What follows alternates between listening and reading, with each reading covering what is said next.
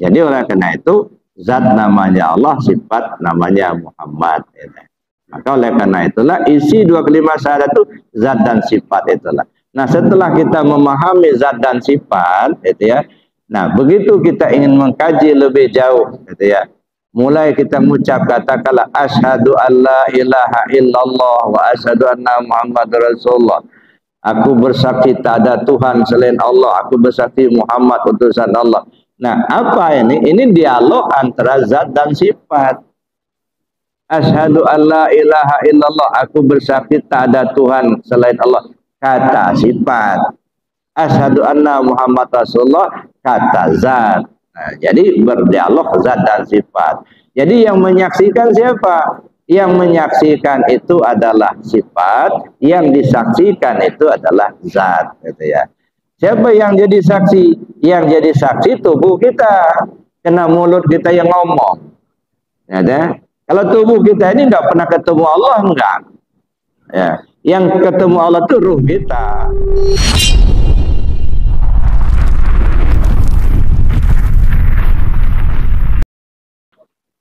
Kita masih melanjutkan materi kajian kita tentang isi dari dua kalimat syahadat.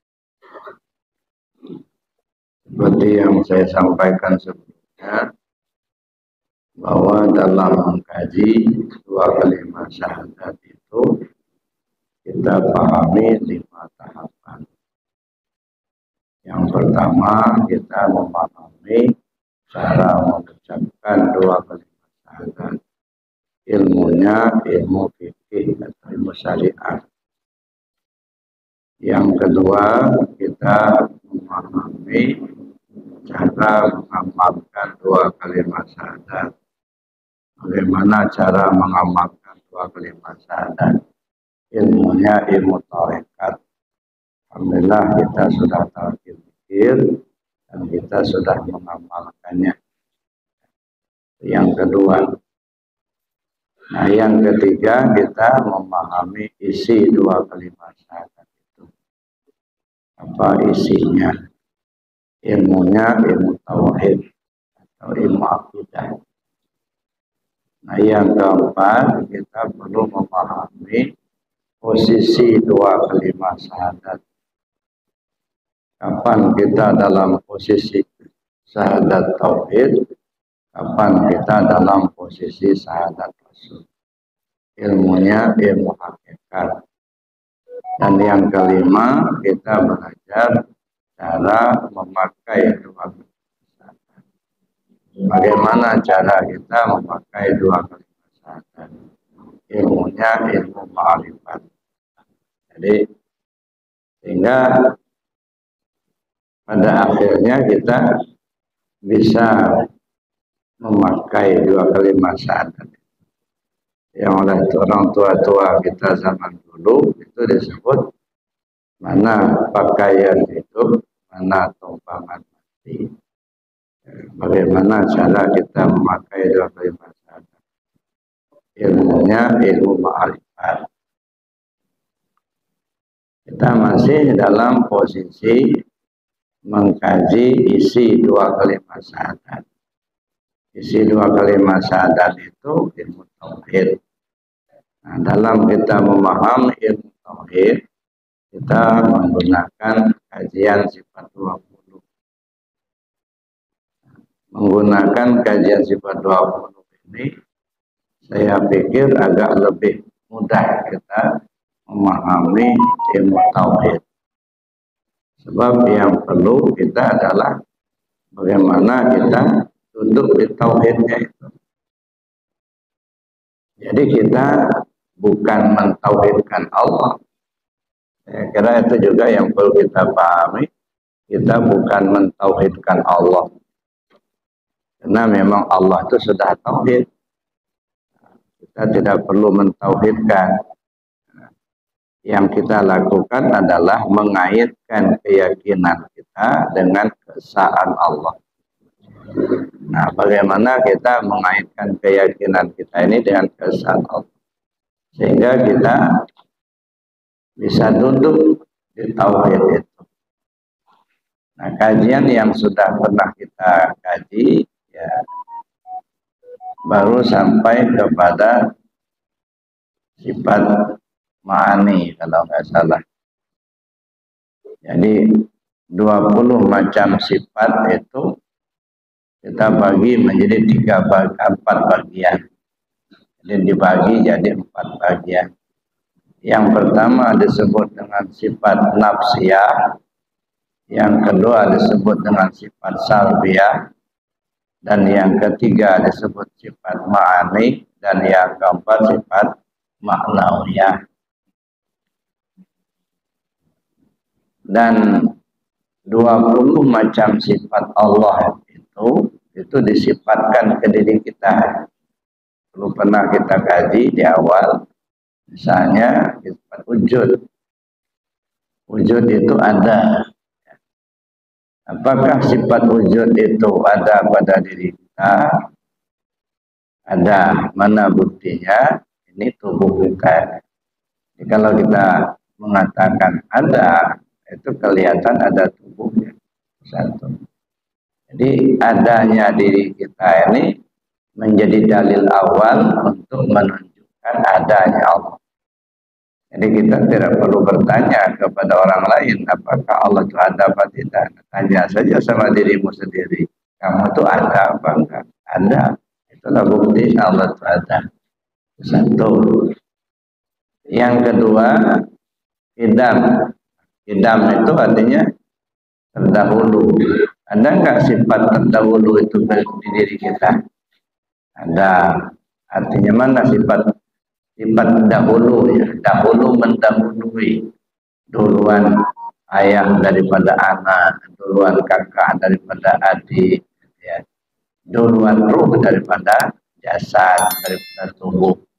Jasad kita atau tubuh belum ada, ruh kita sudah ada. Itu sifat dahulu mendahului itu ada pada diri kita sendiri. Bako, wujud, idam, bako itu artinya kekal. Ada enggak sifat kekal itu di diri kita ya?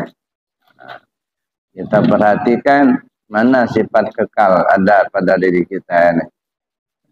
Misalnya dulu kita belum tahu cara membaca. Belajarlah kita masa TK dulu, masa SD dulu. Akhirnya kita tahulah kita membaca. Ya. Tahulah kita tambah-tambahan 2 tambah 2 4, 2 kali 2 4, 4 kurang 2 2. Dulu kita belajar sekian puluh tahun yang lalu. Sampai umur kita sekian, ya ada yang 50, ada yang 60, ada yang sudah 70. Ya. Masih tahu juga, masih ingat, masih tidak lupa lah begitu. Apa yang kita pelajari waktu SD dulu, sekarang masih ingat. Nah, itulah artinya sifat kekal itu ada di diri kita sendiri. Ya. Persoalan kemudian ada yang lemah, ada yang kuat, itu lain masalah. Ya. Tapi sifat kekalnya itu sendiri ada. Sudah 70 tahun yang lalu kita baca, kita belajar bagi, kali, kurang. Itu sudah sekian lama, masih ingat sampai sekarang. Itu artinya kita punya sifat kekal, itu disifatkan Allah ke diri kita. Baqa. Mukhalafah lil hawadis. Bersalah-salahan Allah Ta'ala dengan sekalian yang baru. Apa maksud bersalah-salahan? Ini artinya berbeda. Ya, tentu tidak sama. Masa ya sama, yang menciptakan dengan yang diciptakan sudah jelas tidak sama. Kalau kita melihat pakai mata, kalau Allah tak pakai mata. Kalau kita mendengar pakai telinga, Allah tak pakai telinga. Kalau kita hidup pakai nyawa, Allah hidup tak pakai nyawa. Nah, itu kan berbeda. Adakah sifat keberbedaan itu pada diri kita? Manusia ini ada. Mana buktinya? Sebanyak ini kita yang hadir, nggak satu pun yang sama. Paling tidak sidik jarinya berbeda. Sekian miliar manusia di dunia ini, tak ada satu pun yang sama persis. Ya, jangankan beda bapak, beda ibu, gitu. Satu bapak, satu ibu, ya kembar, lahir, gitu ya. Beda. Ada yang duluan, ada yang belakangan lahirnya. Nggak mungkin belojor berdua bareng-bareng. Itu ada berbeda. Gitu. Nah sudah lahir, ya kalau ada orang nanya, Bu, kembar ya Bu? Iya. Mana yang tua ya? Ini yang tua, ini namanya Ana. Ini nomor 2 namanya Ani. Atau ya udah berbeda. Itu satu anak, satu Ani.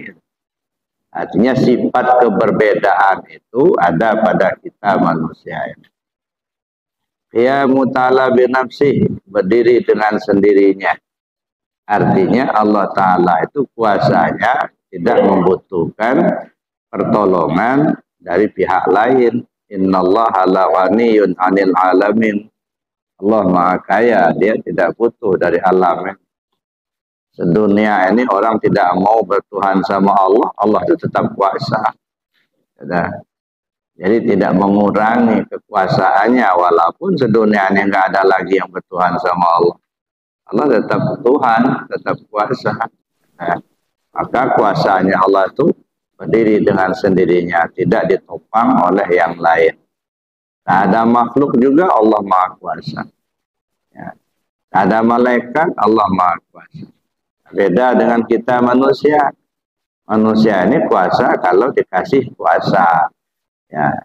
Jadi presiden kalau dipilih orang, kalau nggak dipilih nggak jadi. Nah, jadi gubernur kalau dipilih, kalau nggak dipilih nggak jadi. Nah itu juga terbatas, gitu ya.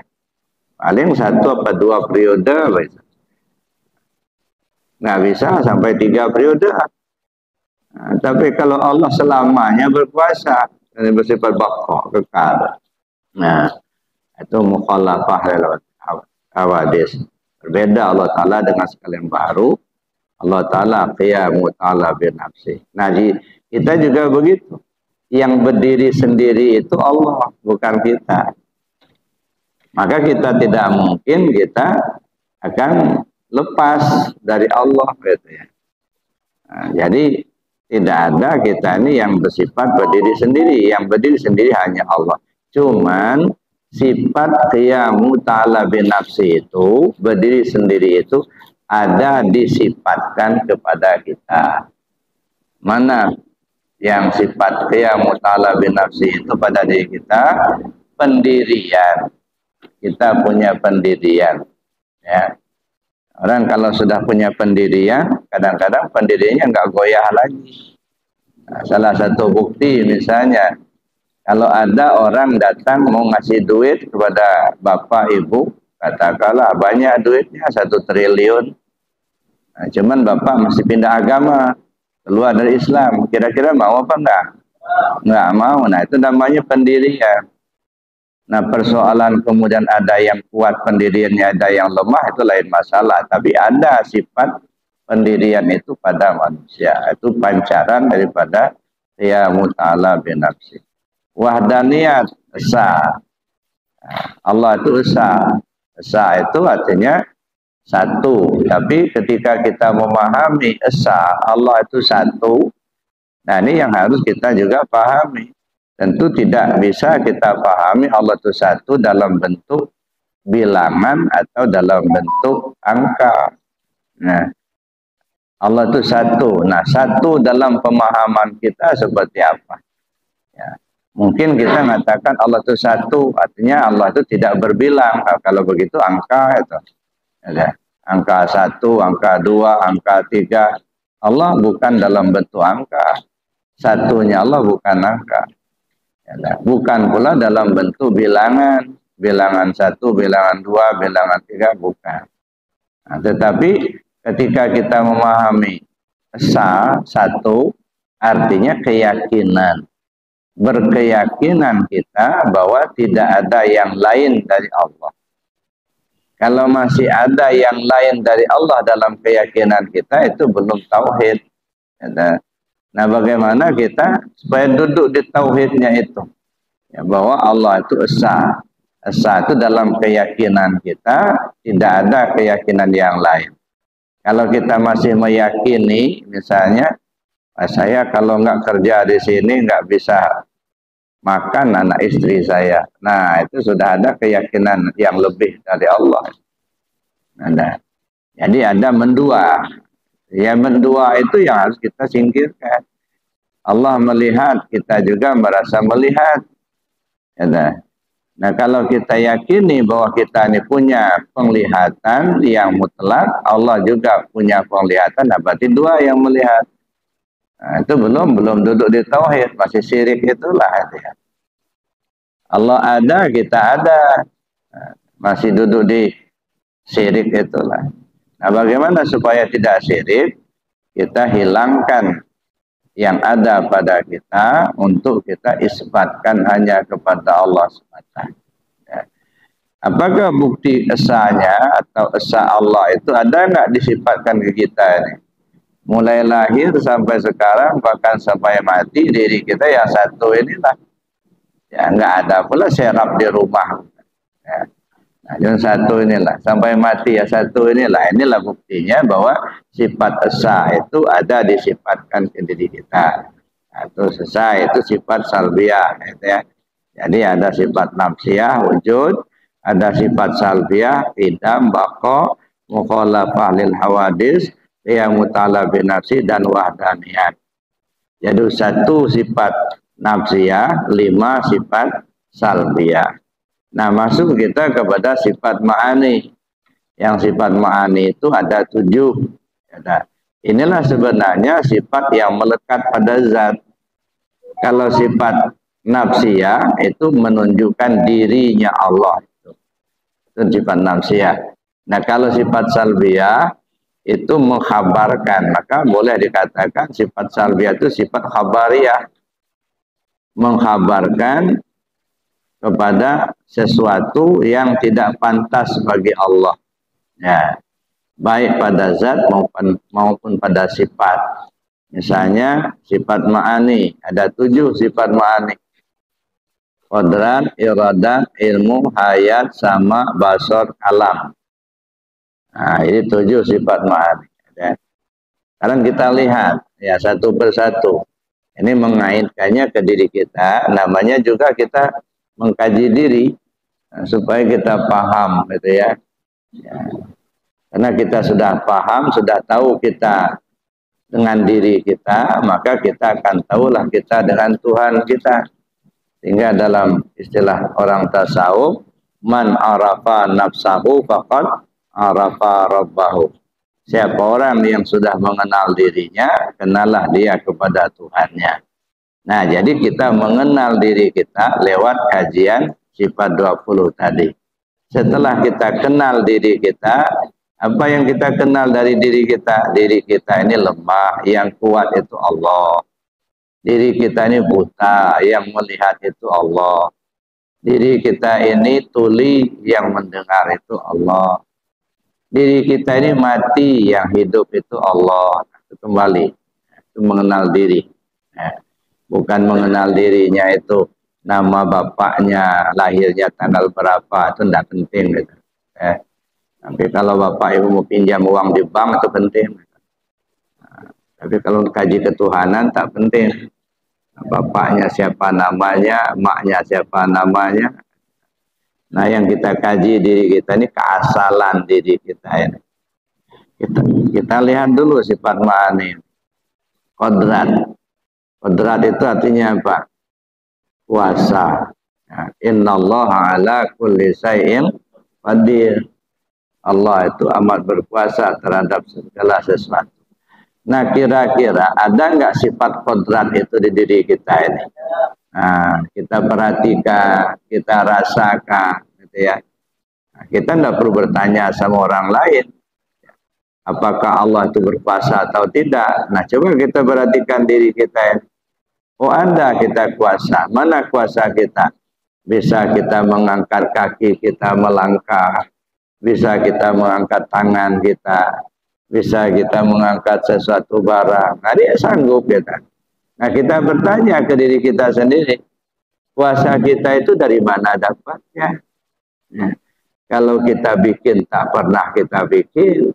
Kalau kita beli tak pernah kita beli. Tidak ada pula tokohnya. Kalau tanam tak pula ada bibitnya. Tapi tiba-tiba ada saja kuasa kita. Nah, berarti kita ada sifat kuasa itu kepada disifatkan Allah ke diri kita. Itu yang pertama, sifat maha. Nah, sifat kodrat ini, gitu ya, kalau kita kaitkan kepada sifat salbiah, ya, kodrat ini kan sifat yang melekat pada zat. Jadi kodrat Allah itu bersifat qidam. Kodrat Allah bersifat baqa. Kodrat Allah itu sifatnya mukhallafah lil hawadis.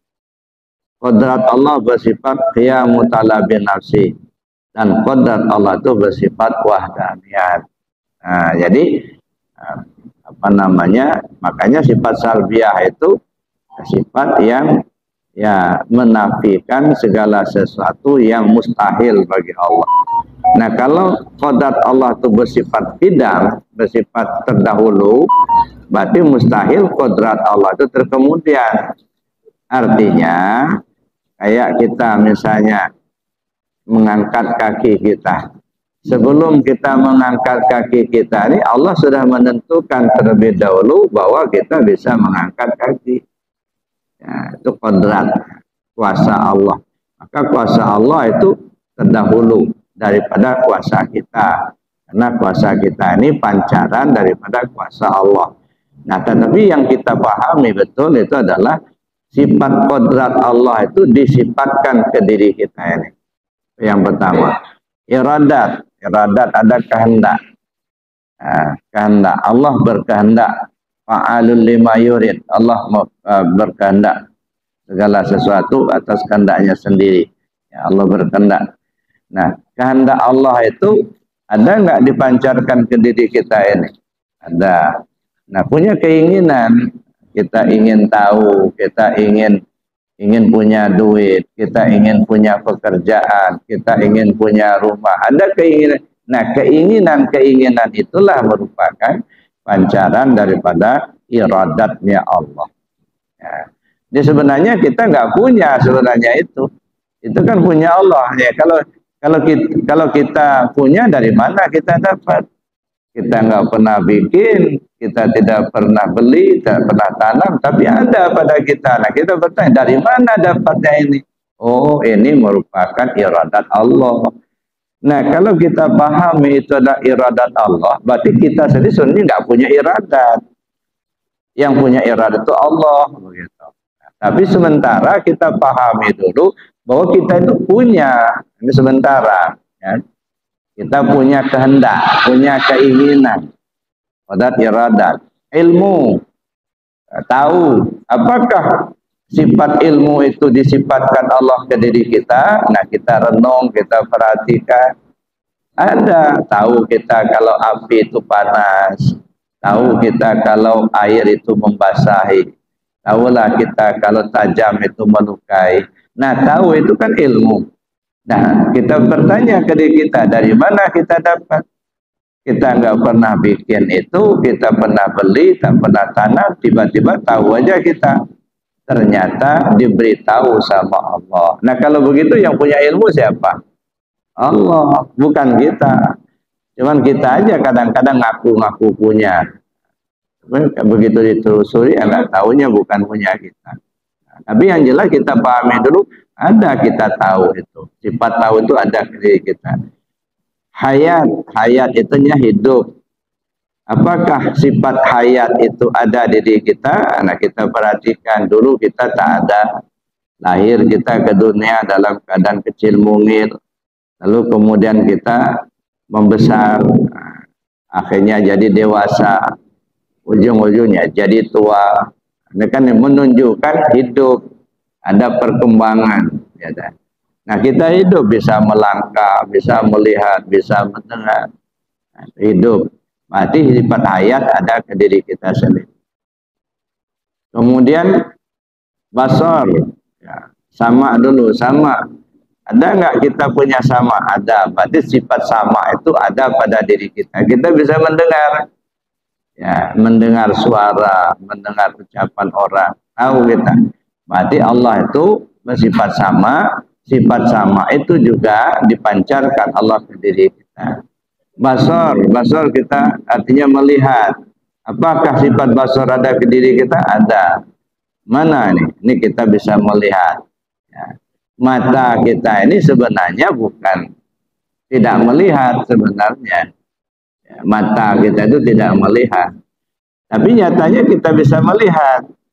Mata ini casing-casingnya saja. Gitu ya. Yang melihat itu bukan mata. Yang melihat itu basar. Basar siapa? Basar Allah. Jadi kita melihat itu menggunakan basarnya Allah. Nah, untuk menempelkan sifat basar itu maka ada mata kita. Jadi mata ini sebenarnya casing-casingnya basar. Hakikatnya mata tidak melihat. Telinga ini tidak mendengar. Yang mendengar itu sama. Sama itu sifat Allah, lalu disifatkan Allah ke diri kita, menjadilah kita mendengar. Nah, kalau begitu sifat sama itu mendengar, itu sifat Allah yang dipancarkan kepada diri kita sehingga kita bisa mendengar. Kesimpulannya Pak, yang mendengar itu bukan kita, Allah yang punya pendengaran. Sifat sama, basar, kalam. Kalam itu artinya bicara. Allah berbicara. Allah bersifat kalam. Ya, kalau Allah tidak bersifat kalam, maka tentu hambanya juga tidak akan bisa berkalam. Ya, tapi karena Allah bersifat kalam, maka Allah pancarkanlah sifat itu ke diri kita, ya, kita bisa bicara, bisa ngomong. Nah, ini sifat 7. Ini yang disebut dengan sifat ma'ani. Kodrat, iradat, ilmu, hayat, sama, basar, kalam. Ya, maka istilah orang tasawuf, bergerak cincin karena jari, bergerak tubuh karena sifat ma'ani. Ya. Nah, itu satu, itu sifat ma'ani. Kita lanjut ke yang terakhir, maknawiyah. Nah, kalau maknawiyah ini sebenarnya dia ada pada zihin tapi tiada pada kharij. Artinya ada pada pemikiran, pemahaman, tapi tak nampak ke permukaan. Misalnya qadirun. Qadirun itu yang kuasa, yang memberi kuasa. Nah, dapat diibaratkan nyawanya kodrat. Nyawanya kodrat. Jadi kalau misalnya qadirun itu tersembunyi, Pak. Yang muncul ke permukaan kodrat. Ada kodrat, ada kita bisa kuasa kelihatan. Tapi qadirun tak kelihatan. Ya. Tapi bisa saja kodratnya dicabut oleh Allah dari kita, qadirunnya tetap ada. Ya. Nah, misalnya ada orang lumpuh. Ya. Dulu pernah ada jamaah kita itu ya, pergi ke Mekah, ya turun dari rumah itu digotong, Pak. Ya, nggak bisa jalan, namanya lumpuh. Lalu kemudian naik pesawat juga pakai kursi roda. Nah, dari rumah dia sudah bawa kursi roda karena memang lumpuh. Ya. Sampai di Mekah ketika akan tawaf, ya yang menuntun kursi roda itu sudah ada. Dia tuntun. Begitu mau mulai tawaf, tunggu dulu Mas katanya, jangan mulai dulu. Kenapa Pak? Saya lihat orang ini kok enak benar jalannya. Saya kan punya kaki juga. Kenapa mereka bisa jalan, saya tidak? Nah coba saya coba dulu. Bisa nggak saya jalan? Coba kesini dulu kamu. Pegang dulu bau saya. Tinggalkan dulu kursi. Nah akhirnya dia bangun dari kursinya. Nah melangkah sedikit demi sedikit. Nah bisa jalan. Nah jadi ada qadirunnya tadi masih ada. Kenapa orang bisa jalan, saya tidak? Nah, sifat kodrat yang ke permukaan, tetapi begitu sifat kodrat dicabut oleh Allah, qadirun tetap ada. Merasa kuasa. Merasa kita masih kuat. Walaupun sudah lemah. Ini kadang-kadang kita sudah tua, ini perasaan kita masih muda aja. Dan tapi begitu dites, nah nggak kuat lagi. Rasanya masih muda gitu. Nah, karena perasaan tadi coba naik gunung. Nah di tengah jalan, udah mati mesin.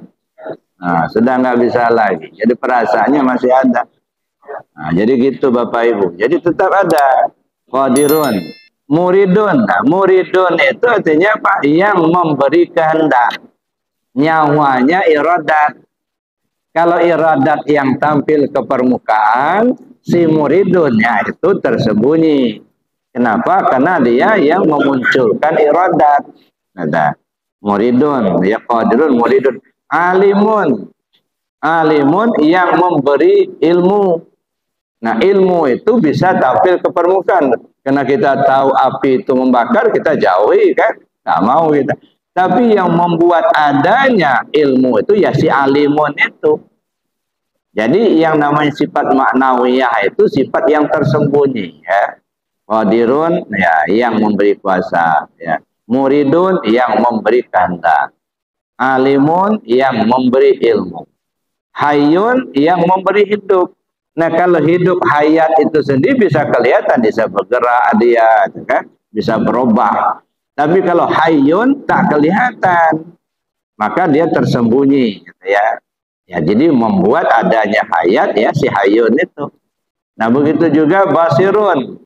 Basirun yang membuat adanya basar. Ya.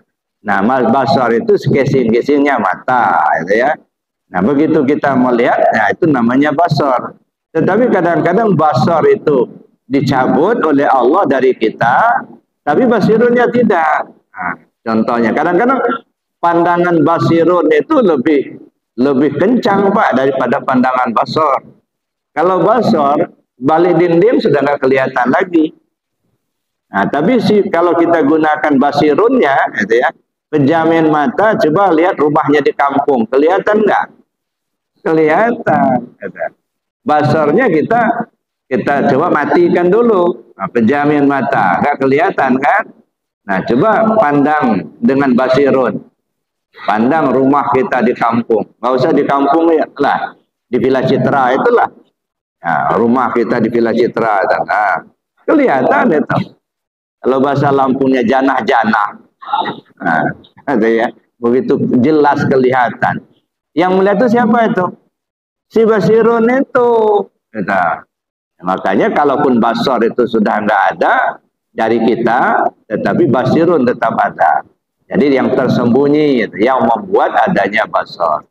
Sami'un juga begitu. Sami'un itu yang membuat adanya sama. Kalau sama kan pendengaran. Ada orang ngomong kan kedengaran sama kita, nyata kan. Tapi ada orang dicabut samanya oleh Allah, tapi sami'unnya masih ada juga. Nah, si sami'unnya. Makanya kalau sama ini kan dia menempati rumah yang masih bagus ya kan. Telinganya masih bagus, ada sami'unnya di situ. Tapi kalau dia bocor, nah berangkat sami'unnya. Masa nunggu rumah bocor, nggak mau dia. Nah, jadi itu kalau sami'un itu yang menghidupkan apa namanya sama. Nah, mutakallimun. Nah, mutakallimun itu yang membuat bisa berkalam. Nah, kalau kalimat bisa kita ini kan kita apa namanya berkalam. Tapi kalau mutakallimun yang membuat bisa berkalam. Nah, nih jadi 4 ya bagian. Sudah kita kaji. Yang pertama nafsiyah, sifat wujud.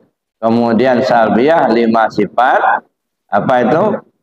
Idam, baqa, mukhalafah lil hawadis, qiyamu ta'ala binafsi dan wahdaniyat. Sifat ma'ani, qadrat, iradat, ilmu, hayat, sama, basar, kalam. Sifat manawiyah, qadirun, muridun, alimun, hayun, sami'un, basirun, dan mutakallimun. Nah ini. Jadi sifat 20 itu dibagi 4 bidang atau 4 bagian. Nafsiyah, salbiyah, ma'ani, dan ma'nawiyah. Nah sekarang kita lanjut. Ya. Kita kan mencari isi dari 2 kalimat syahadat itu. Ya, di situ fokusnya. Coba kita lihat lagi. Ya. Sifat nafsiyah ya, menunjukkan ada. Kalimah la ilaha illallah itu dibagi kepada 4 suku kata. La ilaha illa Allah. Jadi 4 suku kata. La ilaha illa Allah. Sifat nafsiyah terhimpun di dalam kalimat la. Sifat salbiyah terhimpun pada kalimat ilaha. Sifat ma'ani terhimpun pada kalimat illa. Sifat ma'nawiyah terhimpun pada sifat jalalah. Lafaz jalalah itu menghimpun sifat ma'nawiyah. Ya, jadi la ilaha illa Allah. La menunjukkan sifat nafsiyah, ilaha menunjukkan sifat salbiyah, illa menunjukkan sifat ma'ani, Allah menunjukkan sifat ma'nawiyah. Itu ya. Nah, sekarang kita coba kaitkan dengan diri kita. Itu ya. La menunjukkan sifat nafsiyah, wujud. Nah, wujud itu pada kita tubuh. Berarti la itu menunjukkan tubuh pada kita. Satu, itu kesimpulannya itu. Ya, dah. Jadi supaya kita paham kalimat la ilaha illallah itu. Kan sedih juga kita kadang-kadang orang benci betul sama zikir la ilaha illallah itu. Ya, dah. Padahal itu kalimat teragung. Nah, kenapa mereka nggak senang kalimat itu? Ya karena nggak ngerti, nggak paham. Nah, maka saya ingin jelaskan itu apa hubungan kalimat la ilaha illallah itu dengan diri kita ya. Ya. Kalimat la itu menghimpun sifat nafsiyah. Nafsiyah itu artinya diri. Nah, pada kita menjadi tubuh. Nah, ketika kita melihat ada seseorang, itu karena kita melihat ada tubuhnya. Ketika kita menanyakan ada seseorang nggak ada. Nah, itu karena tubuhnya sudah nggak ada. Jadi la menunjukkan tubuh pada kita. Lalu ilaha itu menghimpun sifat salbiyah. Sifat salbiyah itu qidam, baqa, mukhalafah lil hawadis, qiyam ta'ala binafsi dan wahdaniyah. 5 sifat ini tidak terlihat, Pak. Ya, dia tidak terlihat, tetapi diyakini oleh hati kita. Dan sifat qidam itu tidak berwujud. Kayak apa sih sifat qidam terdahulu itu? Enggak. Dia hanya mensifatkan khabar saja. Meja ini baru. Nah, bentuk baru itu enggak kelihatan. Tetapi mengisyaratkan bahwa meja ini tidak usang. Kata. Itu namanya kita memahaminya berkeyakinan dengan hati. Baqo kekal. Seperti apa wujud daripada baqo? Enggak kelihatan. Jadi sifat salbiyah itu hanya bisa diyakini oleh hati kita. Idam, baqa, mukhalafah lil hawadis, qiyam ta'ala binafsi dan wahdaniyat itu diyakini oleh hati. Maka kalimat ilaha menunjukkan hati kepada kita. Ya. Kemudian ilah menghimpun sifat ma'ani. Kan sifat ma'ani, qadrat, iradat, ilmu, ayat sama basar, kalam. Ya, sifat ma'ani ini kan 7. 6 sifat sangat tergantung dengan hayat. Adanya hayat, maka muncullah sifat yang 6 macam itu ke diri kita. Ada hayat misalnya, maka muncullah qadrat, iradat, ilmu, sama, basar, kalam. Tak ada hayat, maka sifat yang 6 itu tak muncul. Maka yang ada pada kita itu hayat, itu artinya nyawa pada kita. Jadi kalimat ilaha, ya, kalimat ilah menunjukkan nyawa pada kita. Lafaz jalalah Allah, ya, itu menghimpun sifat ma'nawiyah. Ya, sifat ma'nawiyah itu tersembunyi, ya, tersembunyi. Nah, yang tersembunyi pada kita namanya rahasia. Jadi lafaz Allah menunjukkan rahasia pada kita. Makanya diri kita ini terdiri di 4 lapis itu. Tubuh, hati, nyawa, dan rahasia. La ilaha illa Allah. Nah, jadi kalau kita zikir la ilaha illallah, la ilaha illallah, sebenarnya lagi membaca diri sendiri. La itu apa? Tidak. Yang ditidakkan mana? Nah, ini tubuh ini nggak ada. Si tubuh ini nggak ada pada hakikatnya. Ya. La ilaha menunjukkan hati. Ilah menunjukkan nyawa.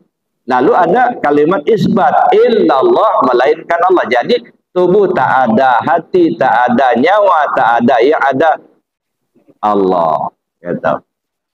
Maka selalu kita dengungkan biar telinga ini paham. Gitu. Biar telinga tuh ngerti bahwa kamu ini nggak kuasa. Jangan ngomong kamu kuasa, jangan ngaku-ngaku kamu kuasa. Yang kuasa itu Allah. Ini nggak sombongnya bukan main, ngaku kuasa, ngaku berilmu, ngaku kaya, duitnya banyak. Yang punya itu Allah, gitu. Nah makanya sering-sering nyebut la ilaha illallah, biar sadar dulu diri kita. Ya.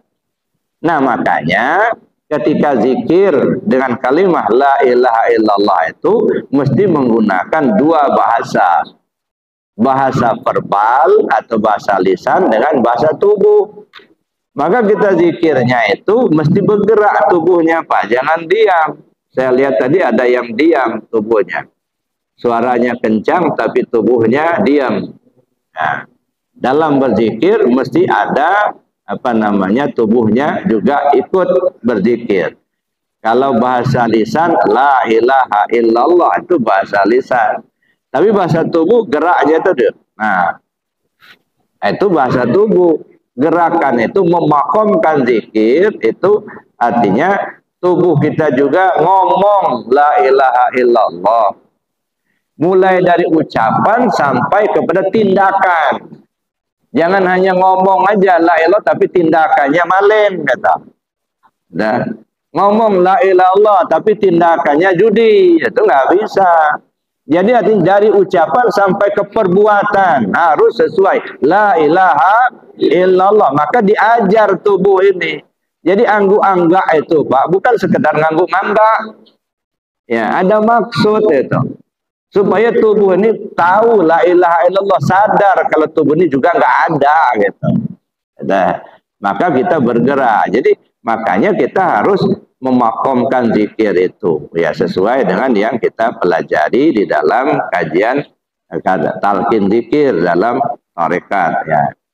Jadi Bapak Ibu yang saya hormati ya itu posisi kalimat syahadat. Jadi kalau kita simpulkan mana isinya?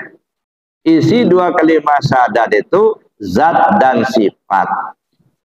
Zat namanya Allah, sifat namanya Muhammad. Nah, ada nggak di diri kita ini? Ada. Ada. Ya, kalau zat namanya Allah, sifat namanya Muhammad. Kalau dibawa ke diri kita, itu zat kita mana?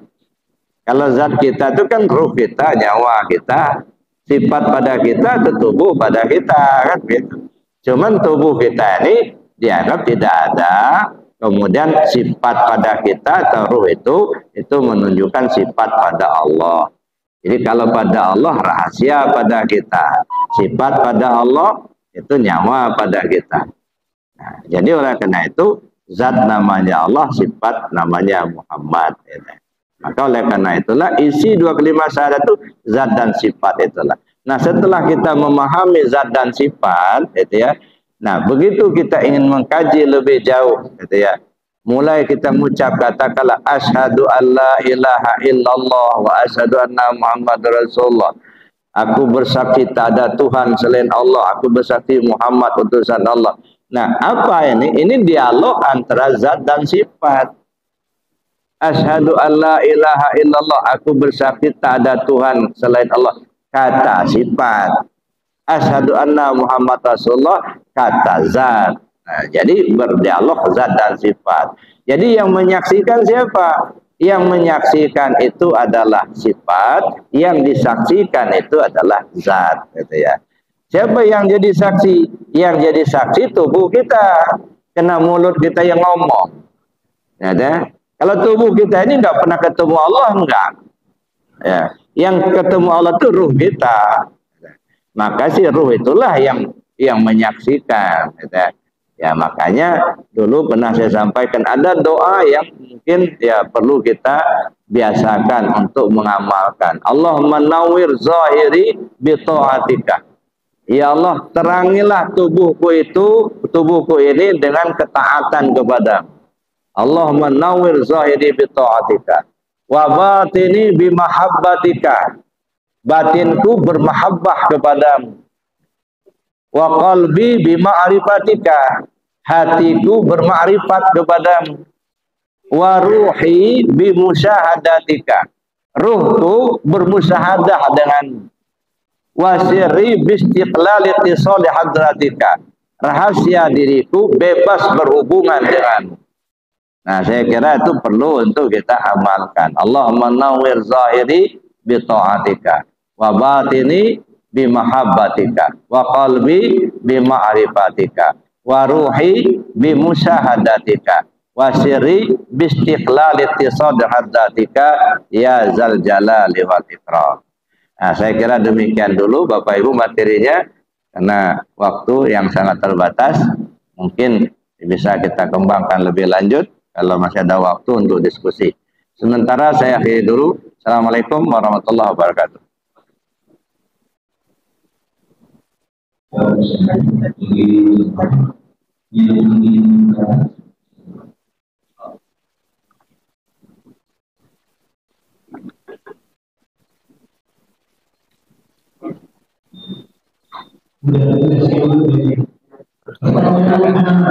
Assalamualaikum warahmatullahi wabarakatuh. Ada dua pertanyaan, satu pertanyaan berat, satu pertanyaan ringan ya Bu ya. Yang pertama, Allah itu maha melihat, maha mendengar, maha semuanya gitu. Iya, maha mendengar, maha melihat, maha ya semuanya. Ya di bayangan saya, tapi kan penjelasan Buya tadi, Allah itu tidak ada yang menyamain. Tapi kalau saya pikir sama kayak manusia di bayangan saya gitu. Maha mendengar, maha melihat, maha mengabulkan. Nah itu. Yang kedua, Pak Ustadz ini udah pernah saya tanyakan juga sama yang lain, tapi saya agak belum puas jawabannya gitu. Kan begini Pak, apa namanya? Oh hilang lagi ya. Astagfirullahaladzim. Itu Allah akan apa namanya mengasih kepada siapa-siapa yang Dia kehendaki.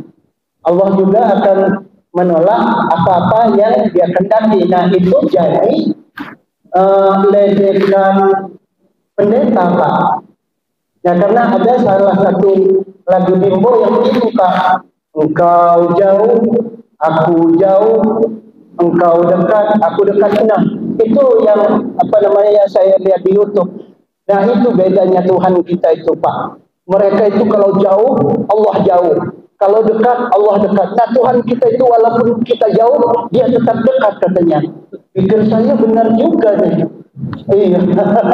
Artinya Tuhan tidak pilih kasih gitu. Nah, itu saja Pak pertanyaan pagi ini. Assalamualaikum warahmatullahi wabarakatuh. Assalamualaikum warahmatullahi wabarakatuh. Baik. Jadi kata Bapak tadi, kayaknya ada kesamaan kita dengan Allah kan gitu. Ya. Sekarang saya mau tanya, Bapak melihat apa tidak? Melihat. Allah melihat tidak? Melihat. Bapak dapat melihat itu dari mana dapatnya? Nah, katanya Bapak punya penglihatan itu. Dapat dari mana? Pernah beli, Pak? Enggak. Pernah bikin? Enggak. Pernah tanam? Nah, loh, kok bisa dapat? Bapak dari mana dapat? Enggak pernah bikin, enggak pernah beli, enggak pernah tanam. Kok punya? Punya dari mana? Ini yang salah dalam memahami, Pak.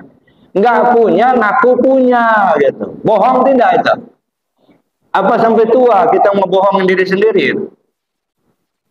Gitu. Buang dulu Bapak merasa punya itu, gitu. Bapak enggak punya, enggak. Yang punya itu Allah. Enggak sama, Pak. Ada? Jadi yang pendengaran, penglihatan yang ada pada kita itu sebenarnya pinjaman dari Allah. Nah, pinjaman ini kata Allah harus dikembalikan. Wa anfiqu mimma razaqnakum min qabli an ya'tiya ahadakumul maut. Serahkan apa yang sudah Allah berikan padamu itu sebelum kematianmu datang. Jangan ngaku-ngaku punya kalau nggak punya, Pak. Ada. Ya, jadi yang punya itu cuman Allah. Nah, disitulah kita duduk di tauhidnya, Pak. Itu satu, Pak. Nah, yang kedua, ya, saya menganjurkan kita ngaji tauhid, yang kita perhatikan diri kita, Pak. Ya, nggak usah memperhatikan diri orang lain. Pening kita nanti. Kelakuan orang macam-macam, Pak. Jadi kalau kita belajar tauhid, coba bawa ke diri kita. Nah, supaya kita cepat paham. Tapi kalau kita bawa kelakuan orang lain, nah, beda-beda Pak kelakuan orang. Kata si pendeta ini begini, kata si ulama itu begitu, itu kan. Sudahlah, itu. Biarlah mereka berpendapat seperti itu. Nah, saya ingin menanggapi yang namanya dekat. Yang dekat itu Allah apa kita? Nah, kalau Allah mah ada terus sama kita, Pak. Kalau nggak ada Allah, Bapak nggak bisa duduk di masjid ini. Ada. Yang kadang-kadang jauh, kadang-kadang dekat, ya kita sama Allah. Kalau Allah ada terus, Pak, nggak pernah Allah jauh dari kita. Ya, kitanya yang kadang-kadang dekat, kadang-kadang jauh. Nah, kapan kita dekat sama Allah? Kapan kita dekat, kapan kita jauh? Ketika kita ingat, itu baru dekat kita sama Allah. Ketika kita lupa, tanda jauh. Jadi dekat dan jauhnya kita dengan Allah itu tidak seperti benda ini, Pak. Makanya dekat kita dengan Allah itu istilah dalam tasawuf, dalam tauhid, dekat tidak berhampiran, jauh tidak berantara. Ya, kalau ini dekat, buku ini dekat betul sama meja ini, tapi masih berhampiran. Ya, paling tidak buku bukan meja, meja bukan buku, ada jarak. Jauh dia berjarak. Nah, berjarak. Nah, kita dengan Allah tidak seperti itu, Pak. Jangan dipahami dekat kita dengan Allah itu seperti dekatnya satu benda. Ya, kan? Dekat tidak berhampiran, jauh tidak berantara. Ya, itu kita dengan Allah. Kalau Allahnya dekat selalu dengan kita, Pak, nggak pernah. Kalau Allah nggak ada, Pak, darah nggak bisa mengalir di tubuh Bapak itu. Ya, kalau Allah nggak ada sama kita, nggak bisa melihat kita, nggak bisa mendengar kita. Cuman kitanya yang kadang-kadang dekat, kadang-kadang jauh. Kapan kita dekat dengan Allah? Ketika ingat. Kapan kita jauh? Ketika lupa. Nah, jadi itu, Pak. Jadi kalau kita pahami bahwa Allah itu dekat dengan kita, ya selalu nahnu aqrabu min hablil warid. Maka jangan dipahami Allah itu duduk di kursi langit yang ketujuh begitu. Jauh amat. Ya kan? Ya, kalau Allah itu duduk di langit yang ketujuh, siapa yang memimpin bumi ini?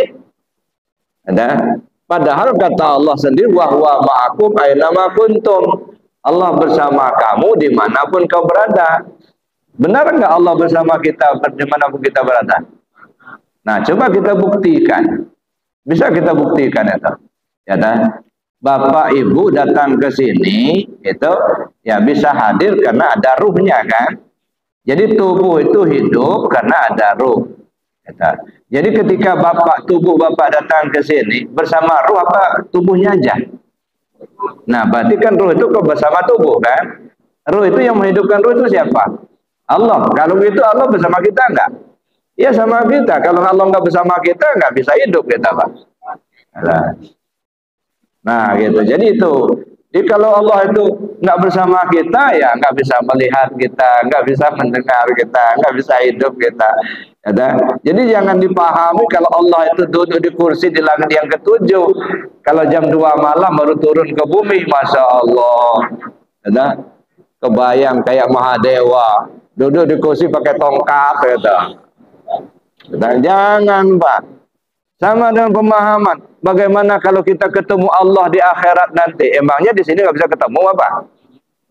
Jangan dipahami ketemu Allah di akhirat kayak kita ketemu ayah kita di kampung. Ya datang salaman gitu. Ya enggak lah. Ya, nah ini yang harus kita pahami, Bapak Ibu. Makanya saya bilang, kalau nggak ketemu Allah di dunia, di akhirat nggak bakal ketemu, nggak. nggak kenal Allah sekarang, di akhirat nggak bakal kenal.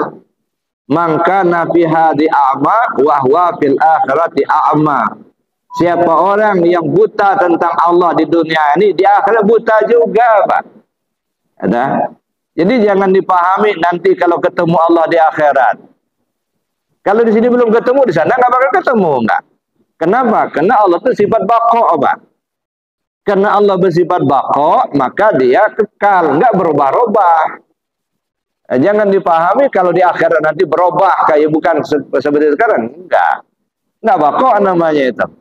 Yang baqo itu kekal, nggak ada berubah-ubah, enggak. Bagaimana Allah itu sekarang, begitulah Allah itu nanti di akhirat. Nggak berubah. Maka kalau sudah kenal sekarang, di sana baru kenal. Kalau nggak kenal sekarang, di sana nggak kenal. Itu ya, Pak. Jadi kalau saya kira yang dekat dan jauh itu kita, Pak. Ya, maka kita diingatkan betul sama Allah, jangan sampai lengah, jangan sampai lupa. Maka kita zikir tadi dia begini, itu melatih hati kita supaya selalu ingat ke Allah. Gitu. Makanya kita kaji seperti ini apa? Supaya kita ingat Allah, kita tahu dengan Allah. Jangan hanya tahu nama. Kita ini kan banyak tahu sebenarnya namanya. Siapa Tuhan? Allah. Nama itu sebutan, Pak. Nah, apakah kalau nggak disebut itu Allah itu nggak ada? Enggak, tetap ada. Berarti sama nama Bapak. Nama apa sama Bapak? Sobri. Nah, itu kan nama. Apakah kalau orang nggak menyebut Sobri Bapak itu nggak ada? Tetap ada kan? Nah, cuma nggak disebut orang.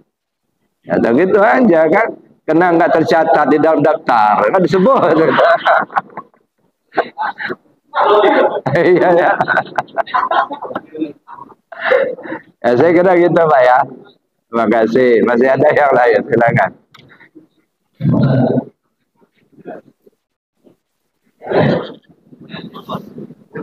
Assalamualaikum Pak Ustaz. Waalaikumsalam. Ya, saya tanyakan ini Pak Ustaz. Saya sering mendengar kalimat kesombongan itu hanya milik Allah. Itu.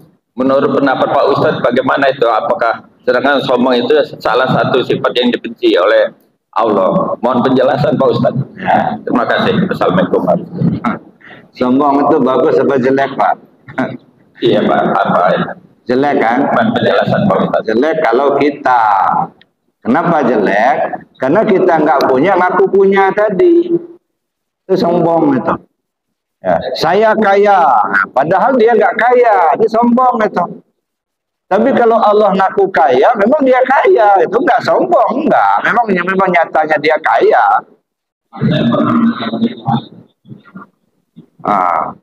Ya benar, Pak. Bahkan kalau sombong sama orang yang sombong itu malah jadi sedekah, Pak. Iya, ya kan itu. Ada orang sombong, kita sombong pula. Oh, dia bicara sombong misalnya. Bahwa dia tahan besi lah, punya ilmu tinggi lah, bisa terbang lah. Pokoknya hebat semua. Sombong amat orang nih. Dilawan dengan sombong pula. Kita ambil golok, misalnya dibacok ke diri kita sini. Nih, nggak usah ngomong-ngomong. Nah, baru sombong. Sama sombongnya. Cuma sombong sama orang sombong itu jadi sedekah. Dia sadar. Nah, jadi itu, Pak.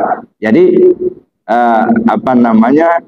Sombong itu pakaianku, kata Allah. Artinya nggak boleh manusia memakai pakaian Allah, begitu. Masa kopral pakai jenderal?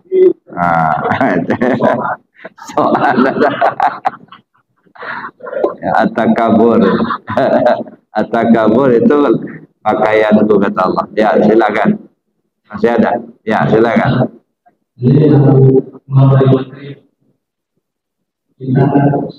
Ya, 4 mazhab yang terkenal ya.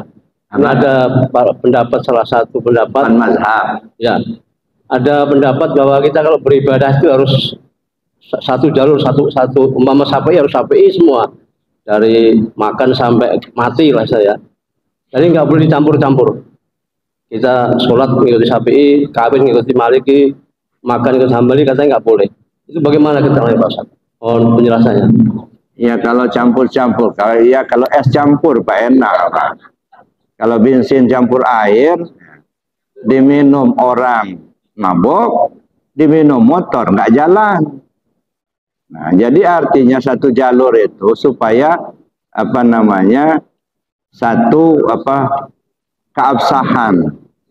Misalnya begini, nah, berwudu ya menurut mazhab Syafi'i kalau ngusap kepala itu cukup hanya 3 helai rambut aja sudah sah. Tapi dalam Hanafi itu enggak, harus seluruhnya.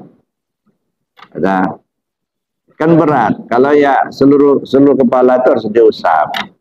Nah, tapi Syafi'i itu apa namanya cukup 3 helai rambut saja. Nah, ketika membatalkan wudu, kalau menurut Imam Hanafi itu berbunyi aja perut itu sudah batal wudunya. Belum kentut belum. Nah, kalau Syafi'i enggak, sudah terdengar suara, tercium bau, nah baru batal. Kalau masih di perut itu belum. Nah, sekarang Bapak mau pakai yang mana? Wudunya pakai Syafi'i misalnya, batalnya pakai Hanafi. Nah, campur. Nah, nanti di akhirat, ini bukan murid saya, ini kata Syafi'i. Kata Hanafi, nah ini bukan murid saya juga. Lalu Bapak mau ikut yang mana nih? Nah, di sebelah nggak diakui, di sebelah lagi nggak diakui.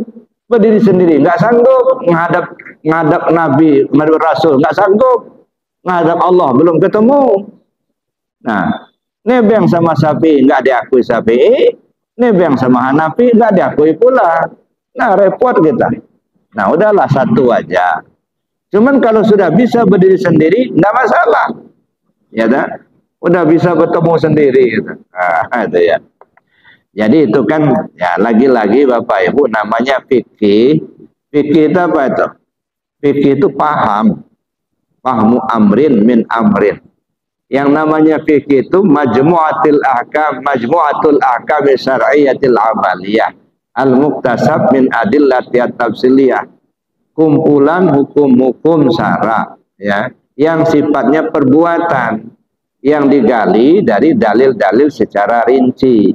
Jadi artinya pendapat orang. Yang fikih itu kan pendapat orang. Wajar kalau beda-beda, pendapat si A begini, pendapat si B begini.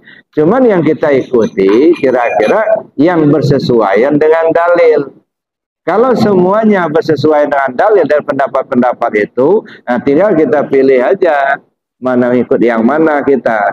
Imam Syafi'i satu kelebihannya lil ihtiyat, kehati-hatian. Nah, itu kan contohnya menyentuh ya kulit aula mastumun nisa.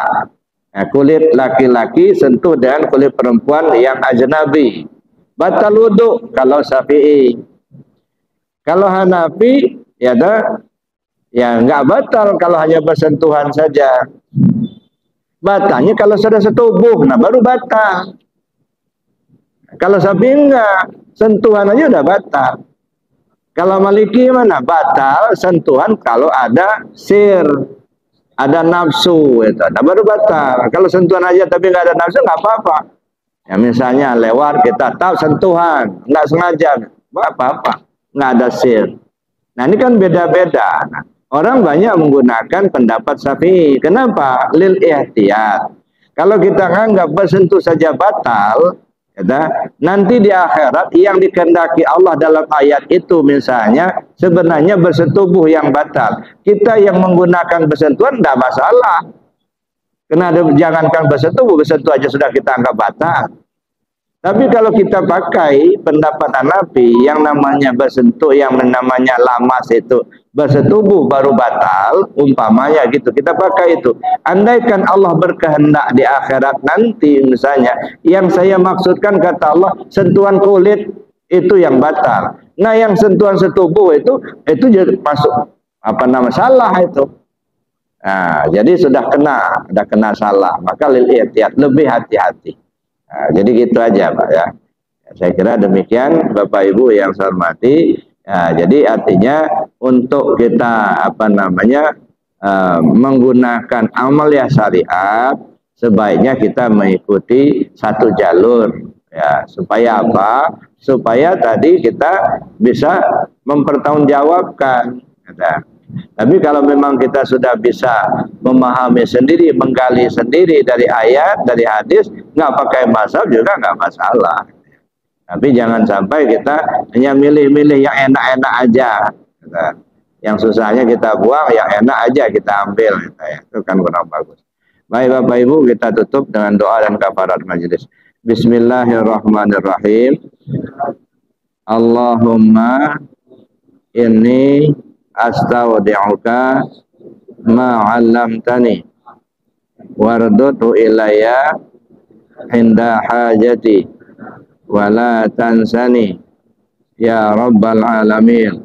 Subhanakallahumma wa bihamdika asyhadu an la ilaha illa anta astaghfiruka wa atubu ilaik. Assalamualaikum warahmatullahi wabarakatuh.